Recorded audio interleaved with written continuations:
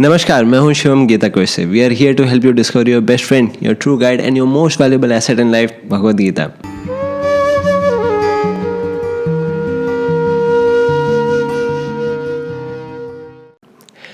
क्यों हम चर्चा कर रहे हैं कि कैसे हम स्टडी के समय नींद को अवॉइड करें?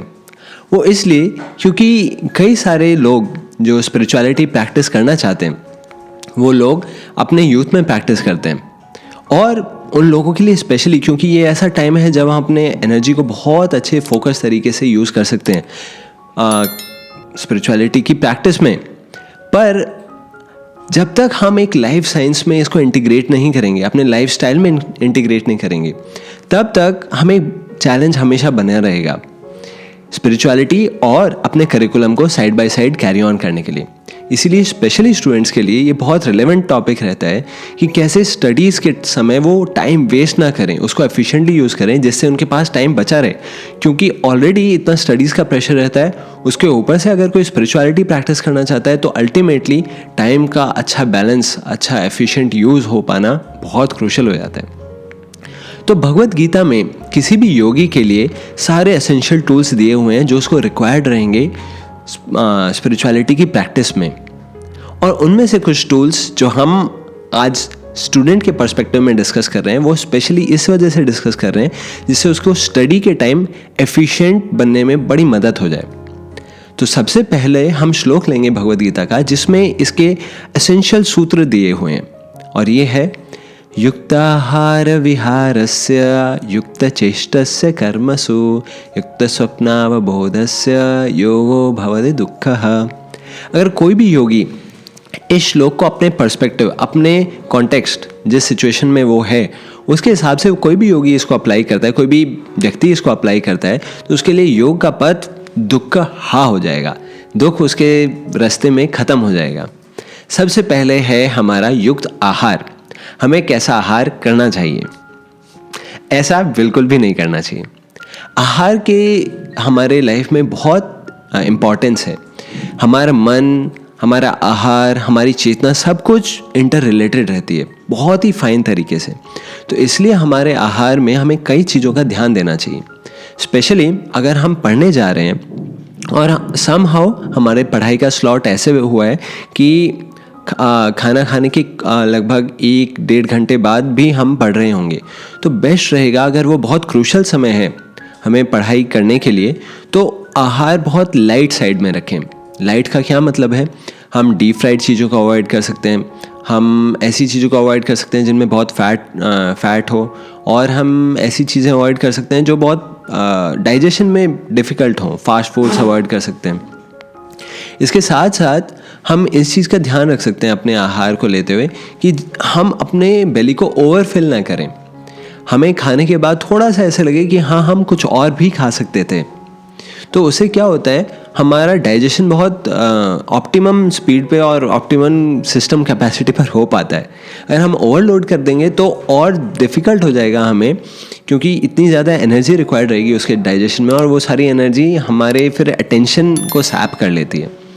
और ये स्टडीज़ बताती हैं, साइंटिफिक स्टडीज़, कि डाइजेशन के समय पर हमारे ऑक्सीजन लेवल भी थोड़ा कम हो जाता है और ऊपर से थोड़ा ड्राउजीनेस अपने आप फील होने लगता है।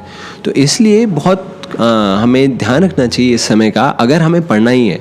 लेकिन अगर आप ये पूछना चाह रहे हैं कि किस समय हमें पढ़ना चाहिए, तो उसके लिए हमने एक दूसरी वीडियो बनाई हुई है जिसका लिंक आपको ऊपर डिस्क्रिप्शन में हो सकता है दिख रहा हो, तो उसको आप रेफ़र कर सकते हैं। तो आहार में एक तो हमें लाइट लेना चाहिए, दूसरा हमें ये ध्यान रखना चाहिए कि वो बहुत फाइब्रस होना चाहिए। पूरा ओवरऑल हम जो पूरे दिन में आहार ले रहे हैं उसमें फाइबर कंटेंट अच्छा खासा होना चाहिए। क्योंकि अगर कोई व्यक्ति फाइब्रस कंटेंट पर थोड़ा कम करता है तो आज के समय में बहुत कॉमन प्रॉब्लम है कॉन्स्टिपेशन की, और अगर हमारा शरीर में से ये मल साफ़ नहीं होता है तो बहुत बड़ा रिस्क रहता है कि ड्राउजीनेस बहुत ज़्यादा फील होने लगी, हमें टायर्डनेस फील होने लगी, हमें एनर्जेटिक फील नहीं होगा पूरे दिन में। तो इसीलिए अपने आहार में ये ध्यान रखें फाइबर कंटेंट अच्छा खासा रहे, और ओवरऑल डाइट हमारी थोड़ा सत्वगुण पर बेस्ड रहे, तो वो हमारे माइंड को भी बहुत फ्रेश और नॉन एजिटेटेड रखती है। आपको भी ये ध्यान होगा, जब भी हम पढ़ाई करने बैठते हैं कई बार मन एकदम से नहीं लग पाता, तो इसका एक रिलेशनशिप हमारे आहार से भी होता है। इसीलिए सत्व गुण बेस्ड डाइट हम अगर अपनाएंगे तो हमारा मन भी काफ़ी शांत रह पाएगा। और उसके लिए एक और वीडियो हमने बनाई हुई है कि हमारा फूड कैसा होना चाहिए कंटेंट वाइज। सेकेंड हम देखते हैं इस श्लोक में जो बताया गया था युक्त आहार विहारस्य। सेकेंड पार्ट जो हमारे श्लोक का था वो है विहार। तो किसी भी व्यक्ति को रिक्रिएशन की ज़रूरत होती ही है।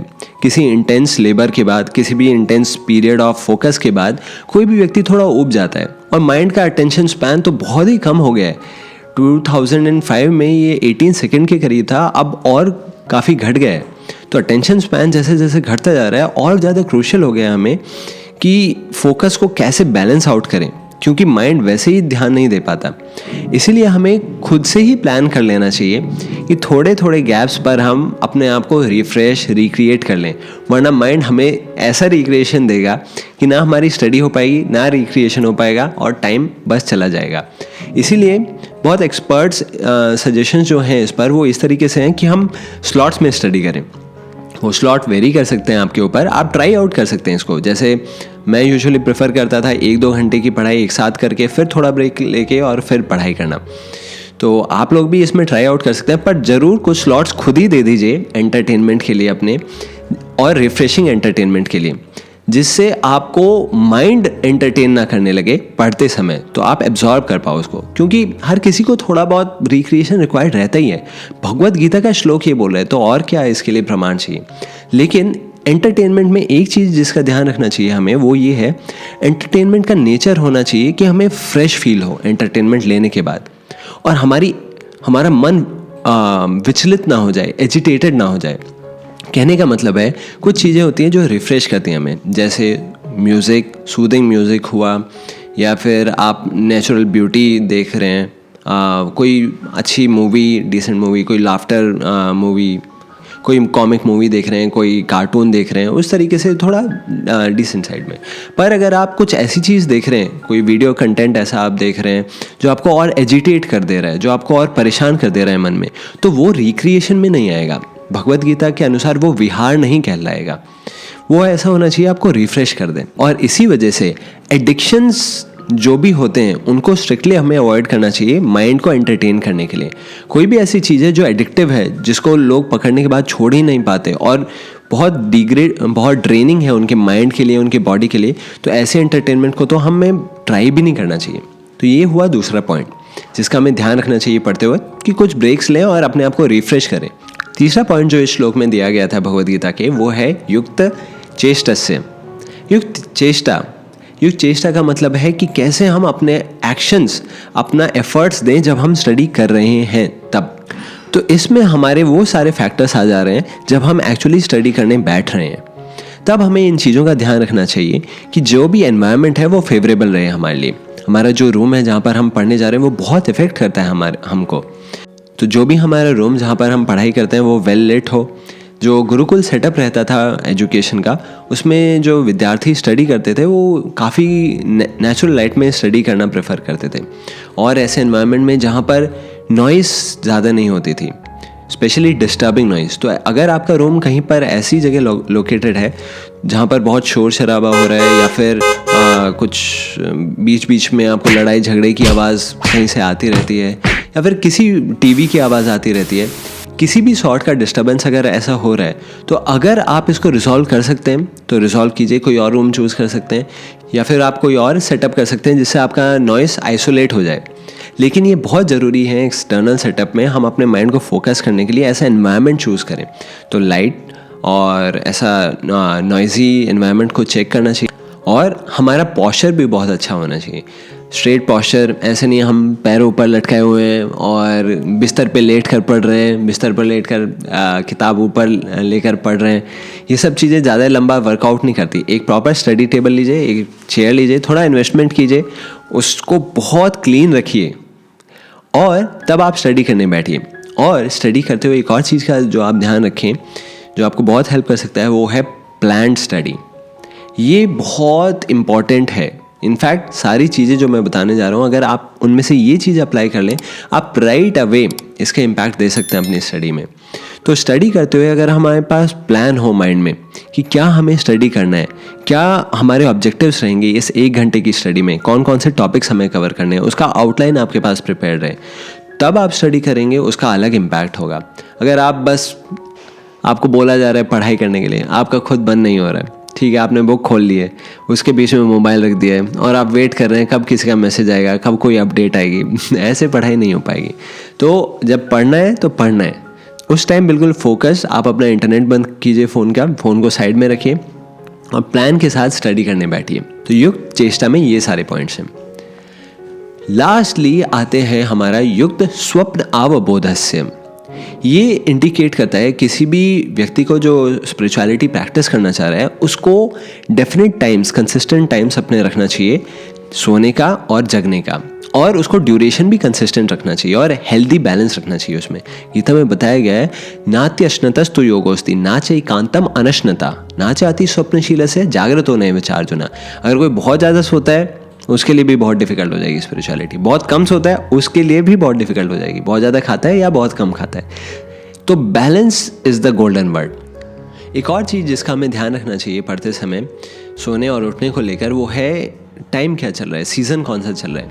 विंटर्स में सुबह उठना बहुत डिफिकल्ट हो सकता है, तो इसलिए हमें प्रॉपर सेटअप ऐसा बना लेना चाहिए, या तो हमारा रूम प्रॉपरली इंसुलेटेड रहे, क्योंकि मैंने खुद ऑब्जर्व किया है कि बहुत डिफिकल्ट हो जाता है। अगर आप जल्दी उठ रहे हैं तो राइट अवे आप नहा नहीं सकते, इतना ठंडा मौसम है।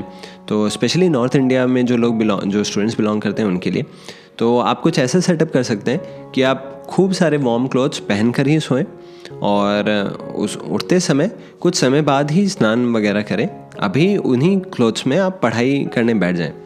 तो कुछ इंसुलेशन वगैरह रहे रूम में जिससे आप सुबह पढ़ पाएँ, वरना वो टाइम उतना अच्छा यूज़ नहीं हो पाएगा। और कई लोग बहुत लंबा सोने लगते हैं विंटर्स में, तो इन चीज़ों का हम ध्यान रख सकते हैं। और समर्स में रात का खाना जो हम खा रहे हैं उसको बहुत लाइट रखें, क्योंकि डाइजेशन अगर प्रॉब्लम करता है तो फिर सुबह उठने में भी दिक्कत आती है।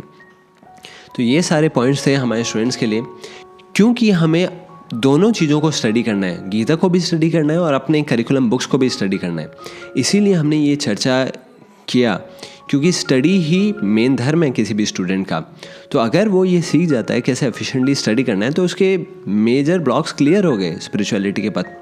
अब वो आराम से टाइम निकाल सकता है स्पिरिचुअलिटी को प्रैक्टिस करने के लिए। प्रैक्टिकली मैं आप सब लोगों को शेयर करूं, मैं इन टेक्निक्स की वजह से 3 से 4 घंटा डेली बेसिस पर निकाल पाता था अपने बीटेक एमटेक डेज में भी। तो ये टेक्निक्स बहुत पावरफुल टेक्निक्स हैं, वेल एक्सपेरिमेंटेड टेक्निक्स हैं, तो you can try this at home. तो इसी के साथ हम आप सबका धन्यवाद करते हैं और आपको इनवाइट करते हैं हमारे गीता कोर्स पर, जिसका लिंक डिस्क्रिप्शन में दिया हुआ है। और प्लीज़ हमारे चैनल को सब्सक्राइब कीजिए और भी अपने फ्रेंड्स के साथ शेयर कीजिए, जिससे वो बेनिफिट ले सकें हमारे अमूल्य ग्रंथ भगवद गीता का। धन्यवाद।